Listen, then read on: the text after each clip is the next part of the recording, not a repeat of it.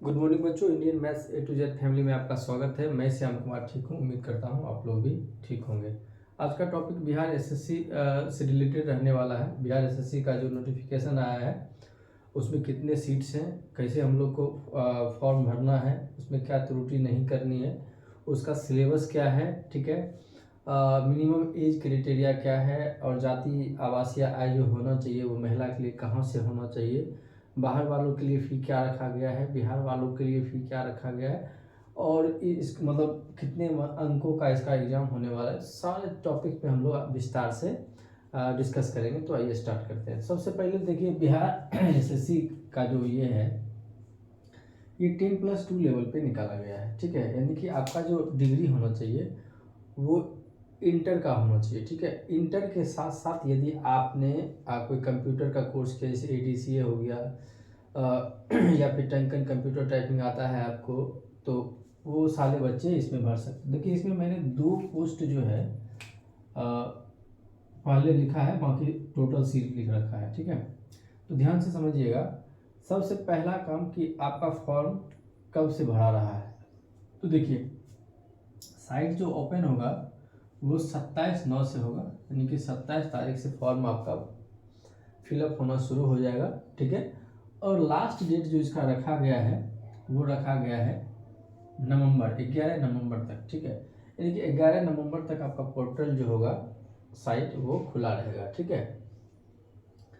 तो आपको पहला डाउट तो क्लियर हुआ कि फॉर्म कब से स्टार्ट हो रहा है और लास्ट डेट कब तक है, ठीक है। चलिए, यहाँ तक आपको समझ में आ गया। अब इसके लिए मिनिमम एज क्या रखा गया है। देखिए, तो मिनिमम एज जो इस फॉर्म के लिए रखा गया है वो 18 वर्ष रखा गया है। यानी कि 18 वर्ष जो नोटिफिकेशन में जो क्राइटेरिया दिया गया है उसके अकॉर्डिंग यदि आप 18 वर्ष की आयु को फुलफिल करते हैं तो आप इस फॉर्म को भरने के लिए एलिजिबल हैं, ठीक है। और मैक्सिमम एज देखिए, हमने इसमें लिखा है 40 वर्ष, शॉर्ट में लिख दिया है।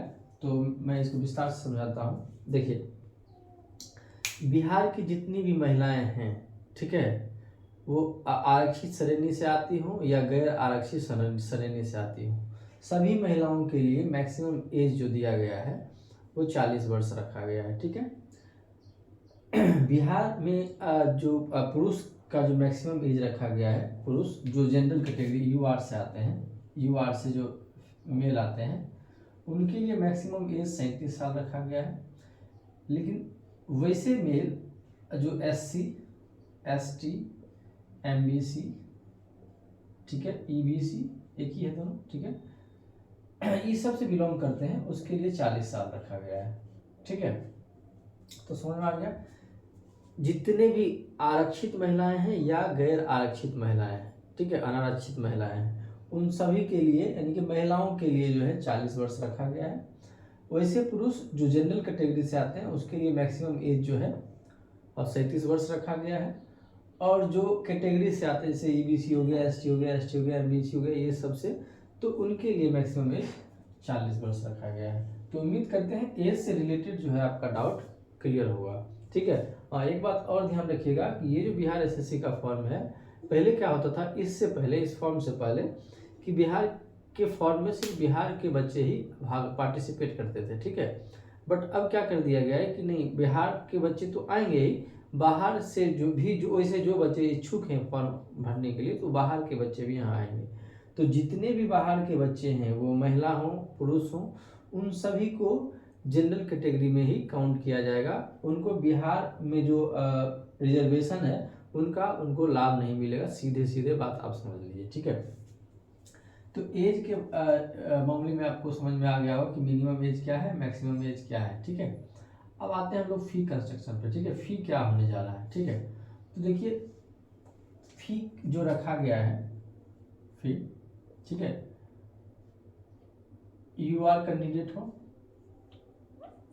या फिर कोई मेल कैंडिडेट हो जो अनरिजर्व से आते हैं, ठीक है, उनके लिए 540 रुपया रखा गया है, ठीक है। बाकी जो रिजर्व कैटेगरी से फीमेल में देखिए, फीमेल में क्या है आपका, फीमेल कैंडिडेट जो होंगे वो UR से हो या कोई कैटेगरी से हो, MBC, EBC, या फिर जो भी और भी कैटेगरी बहुत सारा है, ठीक है। तो उस कैटेगरी से अगर आते हैं तो फीमेल के लिए वो जनरल हो या किसी कैटेगरी से बिलोंग करते हो उनके लिए 135 रुपया ही रखा गया है। बात समझ में आया, ठीक है। अब वैसे मेल कैंडिडेट जो कैटेगरी से बिलोंग करते हैं, कैटेगरी से बिलोंग करते हैं उनके लिए भी 135 रुपया रखा गया। जैसे SC हो गया, ST हो गया, ठीक है, इन सभी के लिए ये, ठीक है। अब ध्यान समझिएगा, फिर से मैं इसको रिकैप कर देता हूँ। जितनी भी महिलाएं हैं, ठीक है, जो आरक्षित श्रेणी से हैं या जनरल श्रेणी से, यानी कि सभी महिलाओं को जो बिहार के निवासी हैं उनके लिए 135 रुपया रखा गया है। जो बिहार से बाहर हैं, जितने भी महिलाएं हैं या पुरुष हैं, उनके लिए 540 ही रखा गया है। वैसे मेल जो बिहार के हैं किंतु जनरल कैटेगरी से आते हैं उनके लिए भी आपका जो 540 रुपया रखा गया है। वैसे में जो कैटेगरी से आते हैं, जैसे कैटेगरी में भी क्या अनुसूचित और अनुसूचित जनजाति कैटेगरी से आते हैं, उनके लिए ये 2 कास्ट है, उनके लिए जो है 135 रुपया रखा गया है। तो आपको फी का भी डाउट उम्मीद करते हैं कि क्लियर हो गया होगा, ठीक है। अब इसमें देखिए एक चीज और है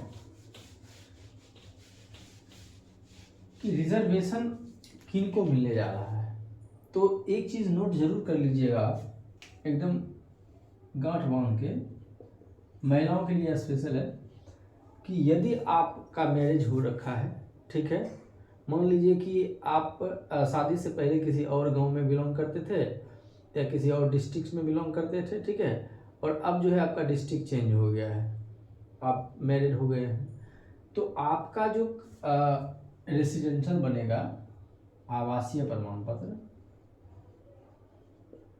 आवासीय प्रमाण पत्र बनेगा या कास्ट सर्टिफिकेट जो भी है आपका बनेगा, तो आपके पिता के नाम से बनेगा, पिता के नाम से, ये ध्यान रखना है, पिता के नाम और एड्रेस से बनेगा, ठीक है, वही मान्य होगा। जैसा कि नोटिफिकेशन में अभी तक का है, आगे चेंजिंग होगा तो मैं उसको अपडेट कर दूंगा, लेकिन अभी तक का जो नोटिफिकेशन में दिया है वो है कि आपका आवासीय, कास्ट या जो भी सर्टिफिकेट आप बनवाते हैं वो आपके पिता के नाम से होना चाहिए और उनके एड्रेस के अकॉर्डिंग होना चाहिए, तभी आपको जो है रिजर्वेशन का लाभ मिलेगा, ठीक है।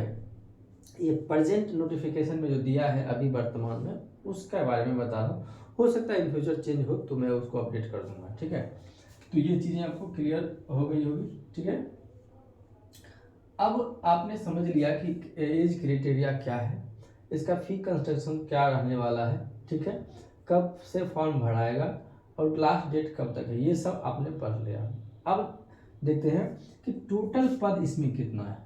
तो देखिए टोटल पद जो सृजित किया गया है वो 11,098 अभी तक के नोटिफिकेशन में जो है वो है, ठीक है। ये पद देखिए समय के अनुसार बढ़ाया और घटाया जा सकता है, ठीक है। 11,098 हो सकता है ये बढ़ भी सकता है और हो सकता है ये घट भी सकता है, ठीक है।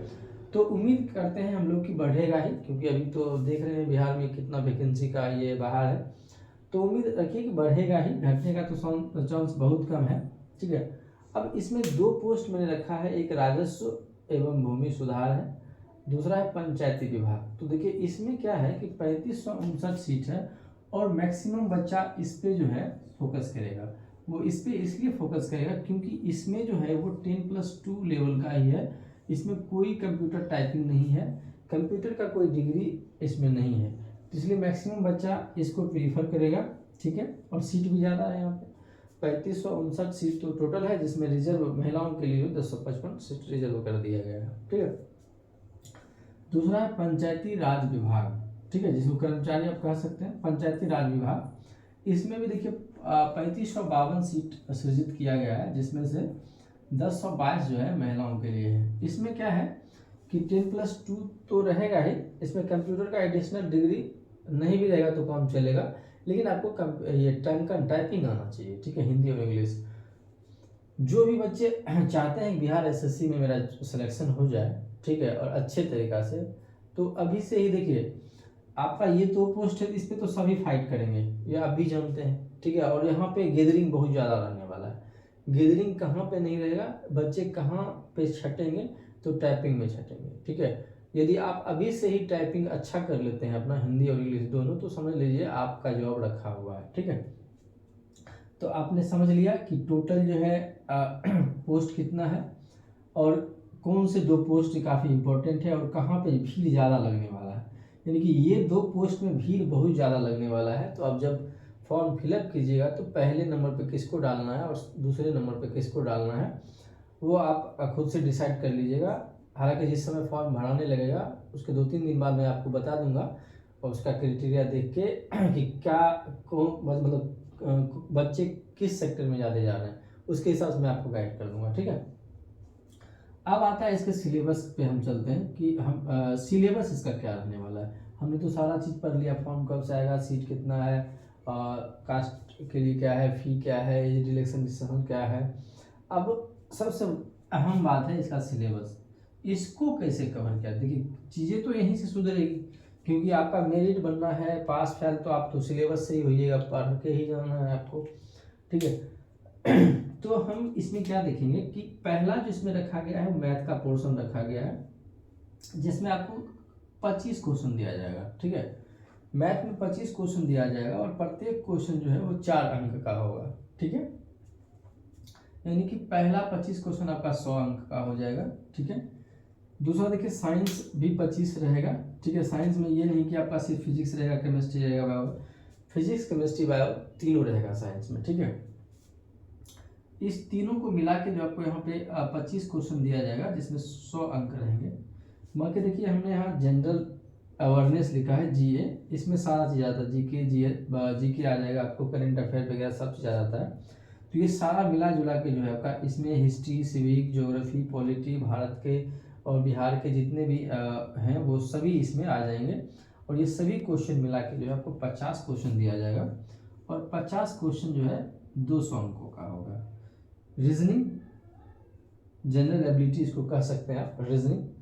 तो रीजनिंग जो है आपका 50 क्वेश्चन रहने वाला है और 200 अंकों का रहने वाला है। तो आपने मोटा मोटी क्या देखा कि 150 क्वेश्चन रहेगा, टोटल 150 क्वेश्चन रहेगा जिसमें 600 अंकों का एग्जाम होगा। ठीक है, 150 क्वेश्चन 600 अंकों का एग्जाम होगा और टाइम जो इसके लिए दिया जाएगा आपका 2 घंटा 15 मिनट का। समझ में आया?